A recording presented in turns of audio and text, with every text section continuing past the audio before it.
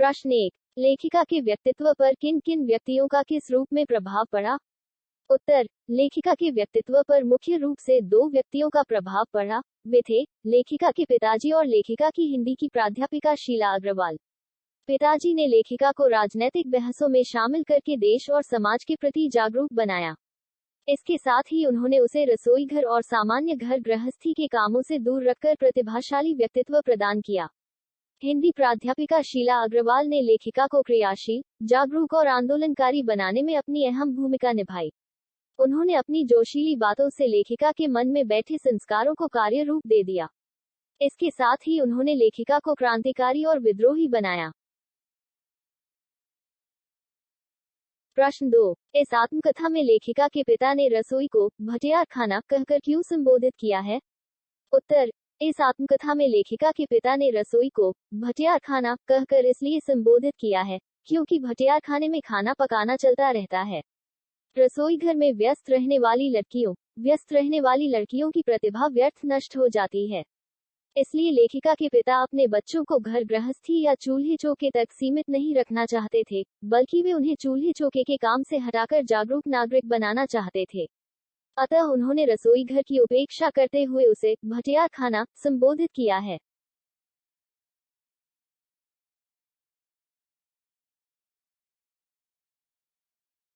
प्रश्न 3। वह कौन सी घटना थी जिसके बारे में सुनने पर लेखिका को न अपनी आंखों पर विश्वास हो पाया और न अपने कानों पर? उत्तर। एक बार कॉलेज की प्रिंसिपल ने लेखिका के पिता को पत्र लिखकर कॉलेज में बुलाया। पिता को लगा कि उनकी पुत्री ने कॉलेज में अवश्य कोई गंभीर शरारत की होगी। अतः पत्र पढ़कर वे भड़क उठे, क्योंकि वे पहले से ही लेखिका के विद्रोही रुख से परेशान रहते थे। उन्हें लगा कि इस लड़की के कारण उन्हें सिर झुकाना पड़ेगा, इसलिए वे बड़बड़ाते हुए कॉलेज गए। जब वे कॉलेज पहुंचे तब उन्हें पता चला कि उनकी लड़की तो सब लड़कियों की चहेती नेत्री है।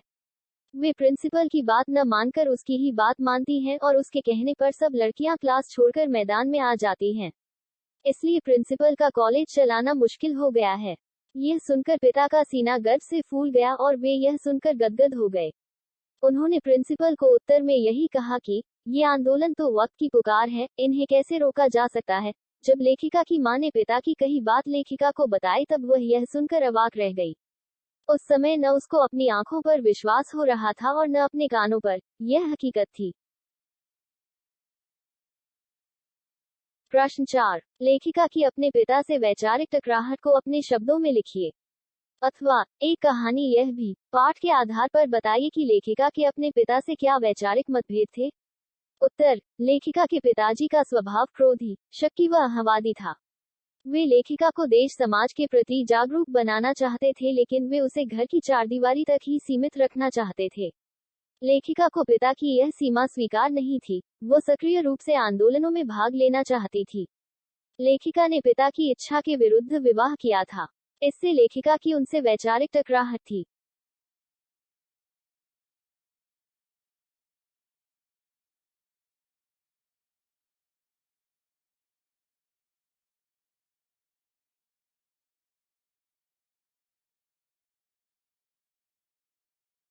प्रश्न 5। इस आत्मकथ्य के आधार पर स्वाधीनता आंदोलन के परिदृश्य का चित्रण करते हुए उसमें मन्नूजी की भूमिका को रेखांकित कीजिए। उत्तर। सन 1942 से 1947 तक का समय स्वतंत्रता आंदोलन का समय था। इस काल में पूरे देश में देशभक्ति की भावना अपने पूरे जोश के साथ बह रही थी। जगह जगह पर आंदोलन हो रहे थे। जुलूस और प्रभात फेरियां निकाली जा रही थी। स्कूल और कॉलेजों के विद्यार्थी अपनी अपनी कक्षाओं को छोड़कर जुलूसों और प्रभात फेरियों में शामिल हो रहे थे।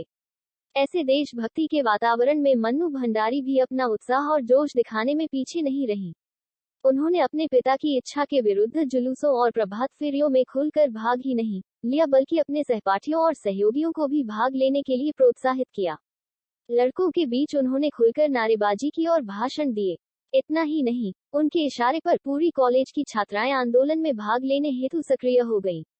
इस प्रकार इन आंदोलनों में मन्नू की भूमिका एक सक्रिय स्वतंत्रता सेनानी की ही रही। रचना और अभिव्यक्ति। प्रश्न 6। लेखिका ने बचपन में अपने भाइयों के साथ गिल्ली डंडा तथा पतंग उड़ाने जैसे खेल भी खेले, किंतु लड़की होने के कारण उनका दायरा घर की चारदीवारी तक सीमित था। क्या आज की लड़कियों के लिए स्थितियां ऐसी ही हैं या बदल गई हैं? अपने परिवेश के आधार पर लिखिए। उत्तर, लेखिका ने तत्कालीन परिस्थितियों के अनुसार अपने भाई बहनों के साथ गुल्ली डंडा खेलने तथा पतंग उड़ाने के खेल अपने घर की सीमा के अंदर ही खेले, लेकिन उस जमाने में घर की दीवारें केवल अपने घर तक ही सीमित नहीं थी बल्कि एक दृष्टि से पूरे मोहल्ले तक फैली हुई थी। उस समय किसी के घर जाने में किसी भी प्रकार की पाबंदी नहीं थी। उस समय के लोगों की सोच बड़ी थी और अपने मन का भाव उनके विशाल हृदयों में समाया हुआ था। आज लड़कियों के लिए स्थितियों में पूरी तरह बदलाव आ गया है। लड़कियों को खेलने और घूमने की स्वतंत्रता सीमा से अधिक मिल गई है। इसी आधार पर जिला व राज्य और देश स्तर पर भी खेलने जाती हैं। घूमने में भी उनकी यही स्थिति है। लेकिन वर्तमान टीवी संस्कृति का प्रभाव इतना प्रभावी हो रहा है कि अपनत्व और विश्वास की भावना समाप्त सी हो रही है। इसलिए हर माता पिता की लड़कियों के बारे में सोच सजग हो गई है। अब उनके लिए पड़ोसी परिवारजन सा नहीं रह गया है। इस आधार पर घर में ही टीवी देखना और अपने भाइयों बहनों के साथ खेलना लड़कियों की नियति बन गई है। प्रश्न 7। मनुष्य के जीवन में आस पड़ोस का बहुत महत्व होता है, परंतु महानगरों में रहने वाले लोग प्रायः पड़ोस कल्चर से वंचित रह जाते हैं। इस बारे में अपने विचार लिखिए। उत्तर, यह सत्य है कि मनुष्य के जीवन में आस पड़ोस का बहुत महत्व होता है, क्योंकि सुख दुख में सबसे पहले आस पड़ोस के ही लोग काम आते हैं और सहयोगी बनते हैं। लेकिन वर्तमान में पाश्चात्य सभ्यता और टीवी संस्कृति के प्रभाव ने महानगरों की कल्चर में रहने वाले लोगों को इतना आत्मकेंद्रित बना दिया है कि वे आस पड़ोस के जीवन से मानो बेगाने हो गए हैं। धन कमाने की लालसा उनके मन में इतनी बढ़ गई है कि उन्हें यही पता नहीं चलता कि उनके पड़ोस में कौन रहता है। संपर्क की बात तो अलग रह जाती है, इसलिए वे पड़ोस कल्चर से वंचित रह जाते हैं। प्रश्न 8। लेखिका द्वारा पढ़े गए उपन्यासों की सूची बनाइए और उन उपन्यासों को अपने पुस्तकालय में खोजिए। उत्तर, लेखिका द्वारा पढ़े गए उपन्यासों में त्यागपत्र, सुनीता, जैनेन्द्रजीत शेखर, एक जीवनी, अज्ञेयजी, चित्रलेखा, भगवती चरण वर्मा आदि हैं।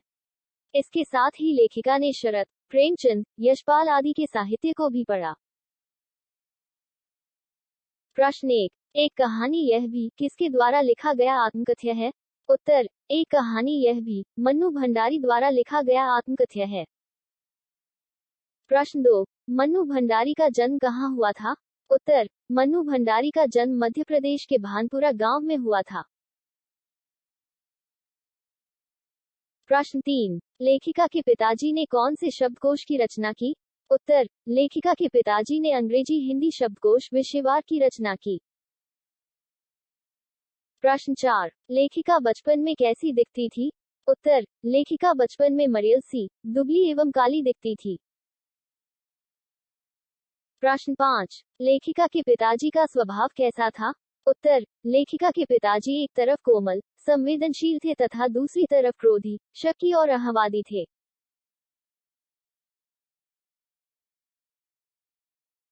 प्रश्न 6। भग्नावशेषों को ढोते पिता, पंक्ति का अर्थ स्पष्ट कीजिए। उत्तर, उनके पिताजी की आर्थिक स्थिति खराब हो चुकी थी। वे अपने पुराने गुणों को बचे खुचे अंशों के सहारे जी रहे थे। प्रश्न 7। लेखिका के पिताजी का शक्की होना किस कारण से हुआ? उत्तर, उनके पिताजी को अपनों के विश्वासघात ने शक्की बना दिया था। प्रश्न 8। लेखिका पर अपने पिता के कारण कौन से नकारात्मक प्रभाव पड़े? उत्तर, लेखिका हीन भावना से ग्रस्त तथा बहुत अपनों के विश्वासघात के कारण चिड़चिड़ी और शक्की हो गई थी। प्रश्न 9। लेखिका को साहित्यिक दुनिया से किसने परिचय करवाया? उत्तर, लेखिका को उनकी हिंदी की प्राध्यापिका शीला अग्रवाल ने चुन चुनकर साहित्य पढ़ने की सलाह दी तथा साहित्य से परिचय करवाया। प्रश्न 10। लेखिका को वर्तमान में कैसा जीवन पसंद नहीं था? उत्तर, लेखिका को महानगरीय फ्लैट्स में रहने वाला एकाकी जीवन पसंद नहीं था। प्रश्न 11। लेखिका ने अपने विद्यार्थी जीवन में किस तरह के कार्यक्रमों में भाग लिया? उत्तर, लेखिका ने हड़ताल, जुलूस, भाषण तथा प्रभात फेरियों में बढ़ चढ़कर भाग लिया। प्रश्न 1। एक कहानी यह भी पाठ के आधार पर मन्नू भंडारी के व्यक्तित्व की कोई 3 विशेषताएं लिखिए। उत्तर, प्रस्तुत पाठ के आधार पर मन्नू भंडारी के व्यक्तित्व की 3 विशेषताएं ये हैं। एक नेतृत्व क्षमता उस समय स्वतंत्रता आंदोलन में छात्रों का नेतृत्व किया, प्रभात फेरियों और जुलूसों में भाग लिया। 2 साहित्यिक चेतना मन्नू भंडारी अपने पिता के साथ गोष्ठियों में भाग लेती थी। प्रो शीला अग्रवाल के प्रभाव से उनका लेखकीय व्यक्तित्व उभरा। 3 विद्रोही स्वभाव मन्नू भंडारी प्रारंभ से ही विद्रोही स्वभाव की थी। पिता से विद्रोह कर अपनी पसंद से विवाह किया। प्रश्न 2, मन्नू भंडारी के पिताजी के स्वभाव की क्या विशेषताएं थी? उत्तर, मन्नू भंडारी के पिता अत्यंत कोमल, संवेदनशील और प्रखर समाज सुधारक होने के साथ ही शक्की स्वभाव के व्यक्ति थे। वे अंतर्विरोधों के बीच जीने के कारण अस्थिर चित्त व्यक्ति होने के साथ ही बेहद क्रोधी और अहंवादी व्यक्ति थे।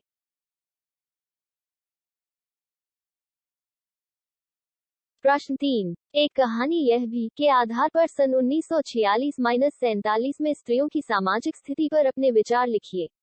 उत्तर, सन 1946-47 के दिनों में आजादी के नाम पर स्त्रियों को उतनी ही स्वतंत्रता थी कि वे घर में आए लोगों के बीच उठे बैठे और देश की स्थितियों को समझें, परंतु घर से बाहर निकलकर हड़तालों, जुलूसों में भाग न लें।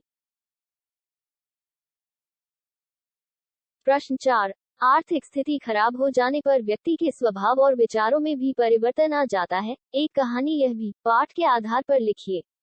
उत्तर, आर्थिक स्थिति खराब हो जाने पर व्यक्ति की प्रसन्नता, उदारता और सदाशयता नष्ट हो जाती है। वो संकुचित, कंजूस और शक्की हो जाता है। ऐसा व्यक्ति सद्भावनाओं से रहित होकर क्रोधी, अहंवादी, प्रतिष्ठा की झूठी शान रखना आदि विरोधी भावनाओं से ग्रस्त हो जाता है। प्रश्न 5, अपनों का विश्वासघात व्यक्ति की दशा और दिशा दोनों को बदल देता है।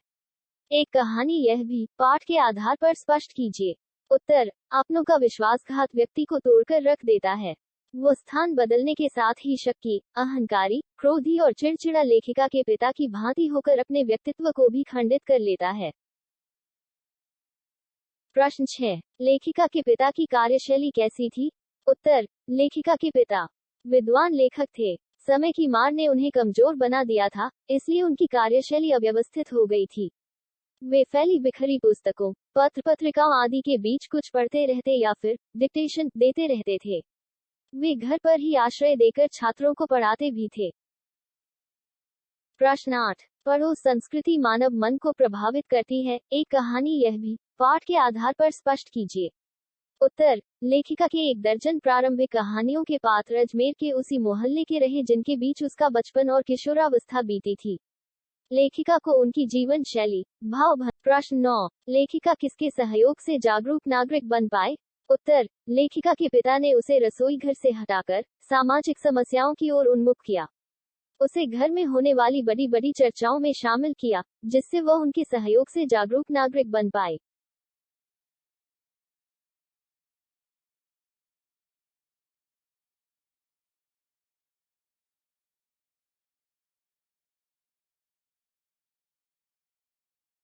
प्रश्न 10, लेखिका के मन में हीनता की ग्रंथि कैसे पनप गई थी? उत्तर, लेखिका के पिता उसकी बड़ी बहन सुशीला को उसके स्वस्थ शरीर, हंसमुख स्वभाव और गोरे रंग रूप के कारण बहुत प्यार करते थे। वे हर बात में उसकी प्रशंसा और उससे लेखिका की तुलना करते थे। इससे लेखिका के मन में अपने आप हीनता की ग्रंथि पनप गई थी।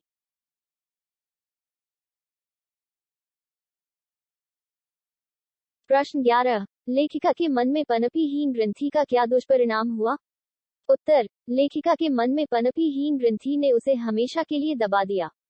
इसका परिणाम यह हुआ कि वह अपनी उपलब्धियों पर भरोसा नहीं कर पाती थी। खंडित विश्वास के कारण अपनी उपलब्धि को वह तुक्का समझने लगी, उसे वह अपनी योग्यता का प्रतिफल नहीं मानती थी। प्रश्न 12, लेखिका को देश चिंतक बनाने में आप किसकी भूमिका को महत्वपूर्ण मानते हो और क्यों? उत्तर, लेखिका को देश चिंतक बनाने के मामलों में उसके पिता की भूमिका को ही महत्वपूर्ण मानते हैं, क्योंकि उन्होंने ही उसे रसोई घर से हटाकर घर में होने वाली राजनीतिक संगोष्ठियों में उठना बैठना सिखाया। प्रश्न 13, प्रो शीला अग्रवाल की जोशीली बातों का लेखिका पर क्या प्रभाव पड़ा? उत्तर, प्रो शीला अग्रवाल की जोशीली बातों से लेखिका के मन में साहस, जोश और उत्साह का भाव जागा। उसमें साहित्यिक संस्कार पनपने लगे। परिणामस्वरूप लड़कियों की अगुआ बनकर हड़तालें करवाने लगी और चौराहों पर खड़े होकर जोरदार भाषण देने लगी। प्रश्न 14, एक कहानी यह भी के आधार पर स्पष्ट कीजिए कि दकियानुसी विचारधारा जहां मन को हतोत्साहित करती है, वही प्रगतिशील विचारधारा मानव मन को गर्वित करती है, अथवा दकियानुसी विचारधारा जहां मानव मन को हतोत्साहित करती है, वही प्रगतिशील विचारधारा मानव मन को गर्वित करती है। एक कहानी यह भी के आधार पर कथ्य को स्पष्ट कीजिए। उत्तर, लेखिका की भाषणबाजी को सुनकर लेखिका के पिता के दकियानुसी मित्र ने जहां उन्हें हतोत्साहित कर लेखिका को घर से बाहर निकलना बंद करवा दिया था, वहीं वे डॉक्टर अंबालाल द्वारा लेखिका की प्रशंसा सुनकर गर्वित हो उठे थे। प्रश्न 15। थर्ड ईयर फिर से खुलने की खुशी लेखिका के मन में किस कारण से दबकर रह गई थी? उत्तर, अगस्त 1947 के महीने में लेखिका और उसकी सहेलियों ने संघर्ष करके थर्ड ईयर की कक्षा को खुलवाया था, लेकिन उन्हीं दिनों देश आजाद हो गया। उसी खुशी के आगे कक्षा खुलने की खुशी दबकर रह गई थी। प्रश्न 16। एक कहानी यह भी आपको क्या संदेश देती है?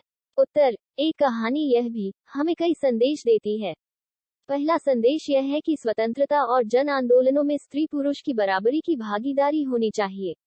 दूसरा संदेश यह है कि माता पिता को में किसी भी तरह से बाधक नहीं बनना चाहिए और संतानों को भी अच्छी परंपराओं और पारिवारिक संस्कारों से अलग नहीं होना चाहिए। भंडारी। प्रश्न 17। लेखिका को अपने पिता से संघर्ष क्यों करना पड़ा? उत्तर, लेखिका के पिता जहां एक ओर सामाजिक प्रतिष्ठा भी बनाए रखना चाहते थे, वहीं दूसरी ओर वे अपनी पुत्री को विशिष्ट बनाने के साथ ही उसे परिवार की मर्यादा में रखना चाहते थे। इसी आधार पर उनकी लड़की ने क्रांति की राह पकड़कर लड़कों के साथ घूम घूम कर नारे लगाए, हड़तालों में भाग लिया। इस कारण लेखिका को अपने पिता से संघर्ष करना पड़ा। प्रश्न 18। किन कारणों से लेखिका के मन में हीन भावना घर कर गई थी? उत्तर, लेखिका की बड़ी बहन सुशीला बहुत ही स्वस्थ और गोरी थी, जबकि लेखिका काली और मरियल थी, जिसके कारण उसके पिता उसकी उपेक्षा कर बातों ही बातों में सुशीला की प्रशंसा किया करते थे। लेखिका उनकी भावना को अच्छी तरह समझ गई थी, जिसके कारण लेखिका के मन में अपने काले रंग और मरियल शरीर के प्रति हीन भावना घर कर गई थी। प्रश्न 1। मन्नू भंडारी की एक कहानी यह भी का सार संक्षिप्त रूप में लिखिए। उत्तर, मन्नू भंडारी की एक कहानी यह भी उनके जीवन की प्रारंभिक घटनाओं की कथा है। इसमें मन्नू लेवार आत्मकथा नहीं लिखी है। उन्होंने अपने इस आत्मकथ्य में उन घटनाओं और व्यक्तियों को परिप्रेक्ष्य में लिया है जो उनके जीवन से जुड़े हैं। अपने पिताजी, माताजी, भाई बहनों के परिचय के साथ पिताजी के विचारों का संक्षिप्त रूप से वर्णन किया है। युवावस्था से जुड़ी घटनाओं के साथ पिताजी के कार्य व्यवहार एवं उनकी कॉलेज की प्राध्यापिका शीला अग्रवाल का व्यक्तित्व विशेष रूप से प्रकट हुआ है, जिन्होंने आगे चलकर लेखकीय व्यक्तित्व निर्माण में उनका आधार बने हैं। लेखिका ने प्रमुख घटनाओं के वर्णन से साधारण लड़की के असाधारण लेखिका बनने की कहानी को खूबसूरती से उभारा है।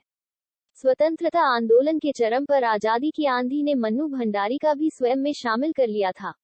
आजादी की लड़ाई में पारिवारिक विरोध एवं सामाजिक हेयता के बीच मन्नू भंडारी का अपने भाषणों व संगठन क्षमता द्वारा विरोध करने का तरीका देखते ही बनता है। प्रश्न 2। मन्नू भंडारी की एक कहानी यह भी के आधार पर उनके पिताजी के व्यक्तित्व पर प्रकाश डालिए।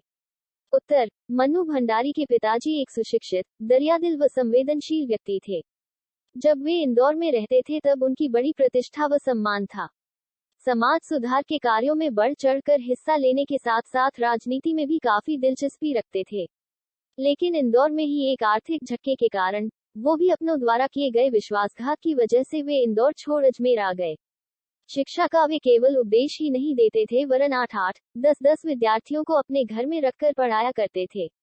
उन्होंने अपने बलबूते पर हिंदी अंग्रेजी विषयवार शब्दकोश तैयार किया। आर्थिक झटके से उत्पन्न हुई विपरीत परिस्थितियों ने तथा नवाबी आदतों एवं अधूरी महत्वाकांक्षाओं ने उन्हें क्रोधी और शक्की बना दिया था। लेखिका और उनके पिता के मध्य अनेक अंतर्विरोध एवं विचार भिन्नता थी। पिताजी एक तरफ विशिष्ट बनने और बनाने की प्रबल लालसा रखते थे तथा दूसरी तरफ सामाजिक छवि उत्तम बनी रहे के प्रति सजगता बरतते थे। उनके घर में आए दिन विभिन्न राजनीतिक पार्टियों के जमावड़े होते थे और जमकर बहस होती थी। लेखिका को वह इन सब में शामिल करते थे, लेकिन चाहते थे कि वह ये सब घर की चहारदीवारी में ही रहकर जाने और सुने। प्रश्न 3। एक कहानी यह भी कि लेखिका ने आस पड़ोस की संस्कृति के महत्व पर कैसे प्रकाश डाला है? समझाइए। उत्तर, लेखिका ने अपने बचपन की घटनाओं द्वारा यह समझाने का प्रयत्न किया है कि पड़ोस व्यक्ति के निर्माण में सकारात्मक भूमिका निभाता है। जब वह छोटी थी तब उनके लिए परिवार में रहने की ही बाध्यता थी, लेकिन यह परिवार पूरे मोहल्ले को मिलाकर बनता था। मोहल्ले के किसी भी घर में जाने पर पाबंदी नहीं थी, बल्कि कुछ घर तो परिवार का हिस्सा थे। आपसी सहयोग, मेलगोल, सद्भावना, सहानुभूति, भाईचारा, अपनापन सभी पड़ोस संस्कृति द्वारा ही प्राप्त होता है। लेखिका की कहानियों के तमाम पात्र इसी मोहल्ले की देन है, जिसे लेखिका ने स्वयं स्वीकार किया है। महानगरों के फ्लैट सिस्टम ने इस अपनेपन की कड़ी को तोड़कर रख दिया है। बच्चों को आपसी मेलगोल से दूर कर संकीर्ण, असहाय और असुरक्षित बना दिया है। इसलिए महानगरों के निवासी अकेलेपन की त्रासदी झेलने की वजह से अनेक बीमारियों से ग्रसित रहते थे। परिवार के मध्य रहते हुए भी उनकी स्थिति बंद कमरे तक सीमित रह गई है। व्यस्त जीवन और अकेलेपन की प्रवृत्ति ने उनमें आपसी प्रेम, सौहार्द एवं मेलमिलाप को खत्म कर दिया है। प्रश्न 4। मन्नू भंडारी अपने व्यक्तित्व में उपजी हीन भावना व कुंठा को किस प्रकार पिता की देन मानती हैं? स्पष्ट कीजिए। उत्तर, लेखिका के पिताजी संवेदनशील व्यक्ति थे, लेकिन अपनों द्वारा दिए गए एक बड़े विश्वासघात ने उनकी आर्थिक स्थिति बिगाड़ दी थी, जिसकी वजह से वे शक्की और क्रोधी हो गए थे। लेखिका को बचपन से ही उनके इस शक का और क्रोध का खामियाजा भुगतना पड़ा। पिताजी को चूंकि गोरा रंग पसंद था और लेखिका काली, दुबली व मरियल सी थी। उनकी बड़ी बहन सुशीला गौरी, स्वस्थ और हंसमुख थी, जिसे पिता बहुत प्यार करते थे। वे दोनों बहनों की तुलना करते थे, जिससे लेखिका को सदैव नीचा देखना पड़ता था। पिताजी के इस व्यवहार ने लेखिका के मन में हीन भावना भर दी थी। मान सम्मान, प्रतिष्ठा पाने के उपरांत भी वह इस कुंठा से नहीं निकल पाए। पिता के दोहरे व्यवहार ने उन्हें कदम कदम पर आहत ही किया था। युवावस्था में किए गए कार्यों को पिताजी द्वारा दोहरे मापदंडों ने लेखिका के अंदर उलझन पैदा कर दी थी। विचारों की टकराहट के कारण लेखिका कुंठा, हीनता की सदैव शिकार ही रही, जो पिताजी की ही देन थी।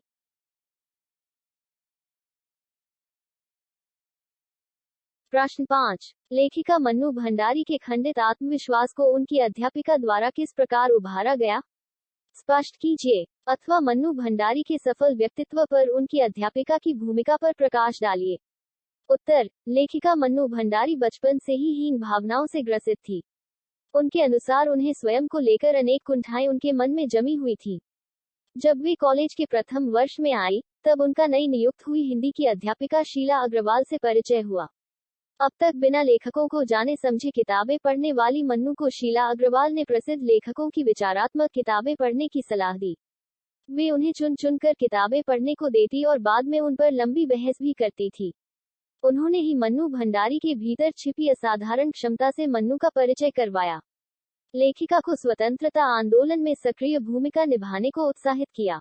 उनकी जोशीली एवं आत्मविश्वास से पूर्ण बातों ने ही लेखिका की भूमिका को बदल दिया। उन्हीं के मार्गदर्शन में लेखिका ने हड़ताल, जुलूस, प्रभात फेरियां व भाषणबाजी की। अध्यापिका के प्रोत्साहन ने ही लेखिका के साहित्यिक संसार एवं कार्यक्षेत्र को नई दिशा प्रदान की।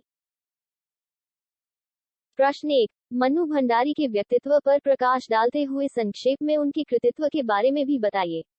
उत्तर, मन्नू भंडारी का जन्म सन 1931 में भानपुरा गांव, मध्य प्रदेश में हुआ। उनकी पढ़ाई लिखाई राजस्थान के अजमेर शहर में हुई। हिंदी कथा साहित्य की प्रमुख लेखिका की रचनाओं में स्त्री मन से जुड़ी अनुभूतियों को देखा जा सकता है। कहानियां, उपन्यास, फिल्म कथा सभी में उनकी भाषा की सादगी तथा प्रामाणिक अनुभूति स्पष्ट दिखाई देती है। एक प्लेट सैलाब, मैं हार गई, त्रिशन, कहानी संग्रह आपका बंटी, महाभोज, उपन्यास तथा एक कहानी यह भी, आत्मकथ्य आदि। इनकी साहित्यिक उपलब्धियों के लिए इन्हें अनेक पुरस्कार प्राप्त हो चुके हैं। दिल्ली के मिरेंडा हाउस में अध्यापन के पश्चात आजकल दिल्ली में ही ये स्वतंत्र लेखन कर रही हैं। एक कहानी यह भी समरी इन हिंदी लेखिका परिचय। स्वातंत्र्योत्तर हिंदी कथा साहित्य की प्रमुख हस्ताक्षर मन्नू भंडारी का जन्म सन 1931 में गांव भानपुर, जिला मंदसौर, म.प्र.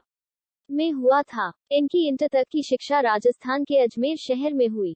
बाद में इन्होंने हिंदी में एमए किया। दिल्ली के मिरेंडा हाउस कॉलेज में अध्यापन कार्य से अवकाश प्राप्ति के बाद आजकल दिल्ली में ही रहकर स्वतंत्र लेखन कर रही हैं। इनकी प्रमुख रचनाएं हैं एक प्लेट सैलाब, मैं हार गई, यही सच है, त्रिशंकु, कहानी संग्रह, आपका बंटी, महाभोज, उपन्यास। इसके अलावा उन्होंने फिल्म एवं टेलीविजन धारावाहिकों के लिए पटकथाएं भी लिखी हैं।